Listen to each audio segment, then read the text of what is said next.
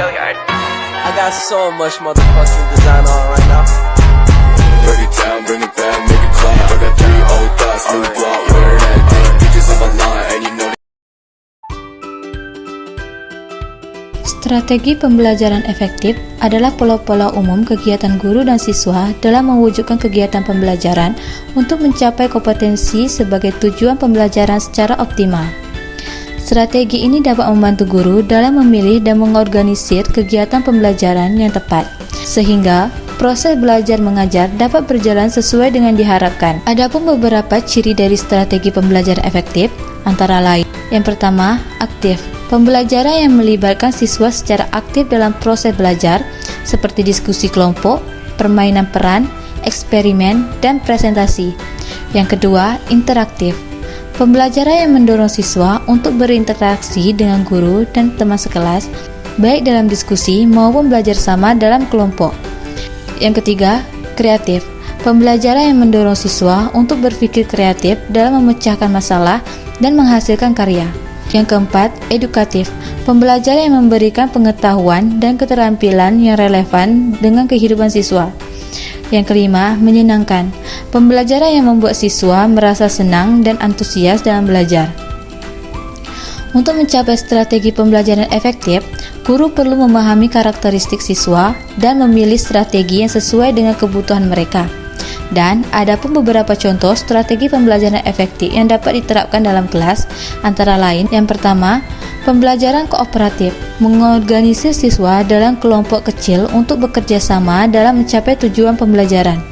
Yang kedua, pembelajaran berbasis masalah, memperkenalkan siswa pada situasi atau masalah yang nyata dan menantang, di mana mereka harus menerapkan pengetahuan dan keterampilan yang telah dipelajari yang telah diterapkan untuk menemukan solusi.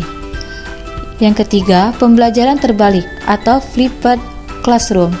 Siswa mempelajari situasi secara mandiri di rumah, sedangkan waktu di sekolah digunakan untuk diskusi pemecahan masalah. Dengan menerapkan strategi pembelajaran efektif, diterapkan proses belajar mengajar dapat berjalan dengan baik dan siswa dapat mencapai kompetensi yang diharapkan. Kelebihan strategi pembelajaran efektif.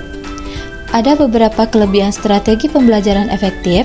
Yang pertama, meningkatkan hasil belajar siswa. Strategi pembelajaran efektif dapat meningkatkan hasil belajar siswa karena siswa lebih aktif dan terlibat dalam proses pembelajaran. Yang kedua, meningkatkan motivasi siswa. Strategi pembelajaran efektif dapat meningkatkan motivasi siswa dalam belajar karena siswa merasa lebih antusias dan tertarik dalam pembelajaran. Yang ketiga, meningkatkan partisipasi siswa. Strategi pembelajaran efektif dapat meningkatkan partisipasi siswa dalam pembelajaran karena siswa lebih aktif dan terlibat dalam proses pembelajaran. Yang keempat, meningkatkan keterampilan sosial siswa. Strategi pembelajaran efektif yang melibatkan kerja kelompok dapat meningkatkan keterampilan sosial siswa, seperti kemampuan berkomunikasi, bekerja sama, dan memimpin. Yang kelima, meningkatkan keterampilan berpikir siswa. Strategi pembelajaran efektif dapat meningkatkan keterampilan berpikir siswa, seperti kemampuan berpikir kritis, kreatif, dan analisis. Yang keenam, meningkatkan pemahaman siswa terhadap materi pembelajaran. Strategi pembelajaran efektif dapat meningkatkan pemahaman siswa terhadap materi pembelajaran karena siswa lebih aktif dan terlibat dalam proses pembelajaran. Yang ketujuh, meningkatkan kualitas pembelajaran. Strategi pembelajaran efektif dapat meningkatkan kualitas pembelajaran karena guru dapat memilih strategi yang tepat untuk mencapai tujuan pembelajaran. Dengan menerapkan strategi pembelajaran efektif, diharapkan proses mengajar dapat berjalan dengan baik dan siswa dapat mencapai kompetensi yang diharapkan. Kelemahan dari strategi pembelajaran efektif. Yang pertama, tidak semua strategi pembelajaran efektif cocok untuk semua siswa. Setiap siswa memiliki karakteristik dan kebutuhan belajar berbeda-beda, sehingga tidak semua strategi pembelajaran efektif cocok untuk semua siswa. Yang kedua, memerlukan persiapan yang matang. Implementasi strategi pembelajaran efektif memerlukan persiapan yang matang.